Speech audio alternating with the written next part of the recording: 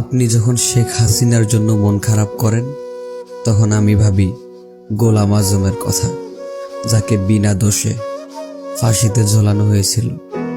আপনি যখন শেখ হাসিনার জন্য মন খারাপ করেন তখন আমি ভাবি আল্লামা সাঈদী সাহেবের কথা, যাকে বিনা দোষে বছরের পর বছর তিলে তিলে শেষ করা হয়েছিল।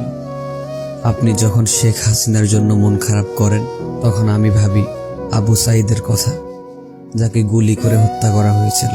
আপনি যখন শেখ হাসিনার জন্য মন খারাপ করেন তখন আমি ভাবি মীর মুগ্ধর কথা, যে কিনা পানি বিলি করতে গিয়ে গুলিবিদ্ধ হয়েছিল। আপনি যখন শেখ হাসিনার জন্য মন খারাপ করেন তখন আমি ভাবি আয়নাঘরের কথা, যে আয়নাঘরের সামনে গেলে ভয়ে আপনি ঘুমোতে পারবেন না। আপনি যখন শেখ হাসিনার জন্য মন খারাপ করেন তখন আমি ভাবি গরিব দুঃখীদের কথা, যাদের 1 কেজি গরুর মাংস কিনে খাওয়ার সামর্থ্য নাই। আপনি যখন শেখ হাসিনার জন্য চোখ দিয়ে পানি ফেলেন তখন আমি ভাবি আমার ইসলাম ধর্মের কথা, যে দেশে বুক ফুলিয়ে ইসলামের কথা বলা যেত না, শান্তিপূর্ণভাবে ওয়াজ মাহফিল করা যেত না, যে দেশে কোরআনের কথা বলা যেত না, যে দেশে ইসলামের কথা বলা মানুষরা ঠিকমতো রাতে ঘুমোতে পারত না। আপনার বিপরীতে আমি এগুলোই ভাবি।